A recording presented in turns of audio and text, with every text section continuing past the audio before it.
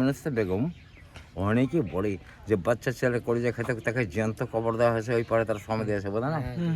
এটা বাজে কথা, ফালতু কথা, মিথ্যে কথা। মানুষের কলিজা মানুষের কেউ খায়, কেউ মানুষের সাথে রাক্ষস ছিল যে মানুষের কলিজা খাবে। একটা করে যদি কলিজা খাই, বছরে 360টা কলিজা খেলে বেঁচে থাকবে।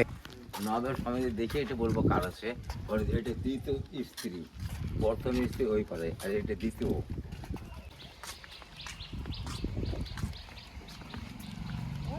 জুতো নিচে, জুতো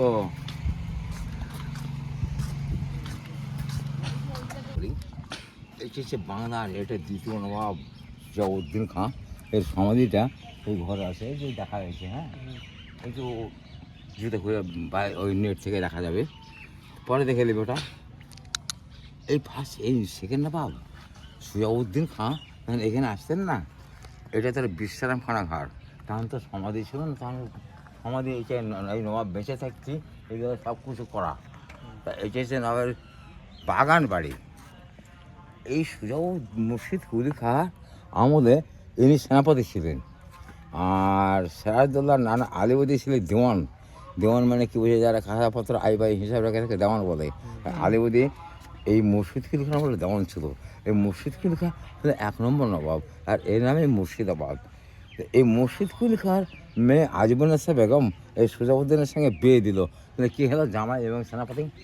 মুর্শিদ কুলি খাঁর মেয়ে আজমুন্নেছা বেগম অনেকেই বলে যে বাচ্চা ছেলে কলিজা খেতে তাকে জ্যান্ত কবর দেওয়া হয়েছে, ওই পারে তার সমাধি আছে, বোঝা না? এটা বাজে কথা, ফালতু কথা, মিথ্যে কথা। মানুষের কলিজা মানুষের কেউ খায়, কেউ মানুষের সাথে রাক্ষস ছিল যে মানুষের কলিজা খাবে। একটা করে যদি কলিজা খাই, বছরে 360টা কলিজা খেলে বেঁচে থাকবে। ওই মেয়েটাকে ভদ্র মহিলা, এর সঙ্গে বিয়ে হয়েছে, সংসার করেছে।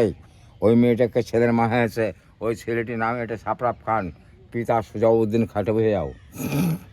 এই সাপরাফ খান ওই মেয়েটা টিবি রোগ হয়ে মারা যায়, ওই মরে যাওয়ার পরে আর জীবিত কবর হয়নি। তা এই মুর্শিদ কুলি খাঁর মেয়ে আজমুন্নেছা বেগম খুব ভদ্র মহিলা ছিলেন। এরপরে মুর্শিদ কুলি খাঁ 1725 মৃত্যু হয়ে গেল।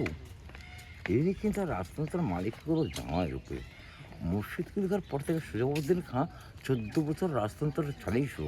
ইনি যে রাজতন্ত্রটা চালাতো, ওই টাইমটি মারহাটটা খুব বুর্গিদের অত্যাচার ছিল। মারহাটটা বুর্গি মানে কি বুঝায়, ডাকাত লুটেরা। যেমন আপনারা সোজা বই দেখেছেন, গব্বর আয় জায়গা বেটা সোজা, তাই আক্কার মায়ের এরকম বাচ্চাদেরকে ঘুম পাড়াতো। ঘুম পাড়ানো মাসে পিসি বুড়গি এলো দেশে, বুলবুলিতে ধানে খেয়েছে খাজানা দেবো পিসে। এই বুর্গিদের অত্যাচারে সুজাউদ্দিন অস্থির ছিল, ব্যস্ত ছিল। এই আইতো আনাজে কি শাসন করে যায়। তো এই বুর্গি ডাকাতের সর্দার ছিল, তার নাম ছিল ভাগসার পণ্ডিত। এর সঙ্গে বন্ধুস্থায়ী করলো, লুটটা বন্ধ হয়ে গেলো, তাহলে দেশের শান্তি হয়ে গেলো। তখন আমার সুজাউদ্দিনের পাশে ভাগসার পণ্ডিত বন্ধুর উপর থেকে গেলো। একা ডাকাতের সর্দারকে পাশে রাখা মানে একটা বিরাট ব্যাপার। তখন অবশ্য সুজাউদ্দিন মসজিদটা আগেই গঠন করেছিল, ওইখানে ভাগসার পণ্ডিতকে পুজো করার জন্য ওটা দিলেন ভাগসার পণ্ডিতকে মন্দির করে। ওইখানে ভাগসার পণ্ডিত সবাই পুজো দিত, সুজাউদ্দিন একটা নামাজ পড়তো। দুই বন্ধু ধর্মটাকে একসাথে করে জায়গাটা নামে রেখেছে রোশনীবাগ। রোশনী মানে আলো বাগবানি বাগিচা। ইনি মৃত্যুর আগে বলে গেছিলেন আর সাপরাফ খানকে যে আমার মৃত্যু হলেই এই ঘরে সমাধি দেবে। তার সমাধি এই ঘরে দেওয়া আছে। এরপরে এই ছেলে রাজ্যের মালিক হলো সাপরাফ খান। এটা বুঝে যাও। সাপরাফ খান যখন রাজ্যের মালিক হলো, তখন আলিবর্দী এর বেলায় সেনাপতি ছিল, এর বেলায় সেনাপতি ছিল। আলিবর্দীর বয়সস্থান ছিল অন্তপক্ষে 70-72, আর এর বয়সস্থান ছিল খুব 30-32। বাচ্চা ছেলে একে সাপরাফ খানকে একটা বিহারে মিটিং করবো বলে নিয়ে যায়। আর আলিবর্দীর একটা ভগ্নপতি মির্জাফর, তাই মির্জাফরে গেলে সেনাপতি, তাই সেনাপতি বলেছিল আলিবর্দী হাত করে এই সাপরাফ খানকে মেরে ফেলল।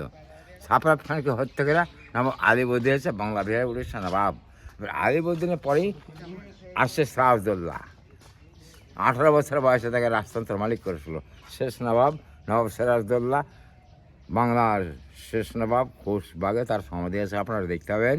ওটা নবাব আলিবর্দীনের নাতি এবং আলিবর্দীনের সহ এবং সমাধি তার পাশাপাশি। আপনার শেষ নবাব সিরাজদৌল্লা বাংলার। কী হলো রে জানু, পলাশির ময়দানে হারালো পড়ানো, বিদেশ বেবহুল হলো হাইরে দেশের মাটি, চাঁদুয়া টাঙা এই কাঁদে কাঁদে সরতাল নটি। এই খবরটা দিয়েও রে ভাই, দেশের প্রতি ঘরে ঘরেই সৈন্যের সামনে মারা গেল পলাশির ময়দানে।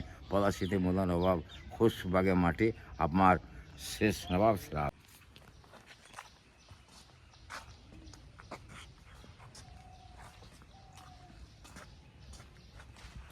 বসে যাবে কেন বলে এটা দিলে বসছে পড়ে দিল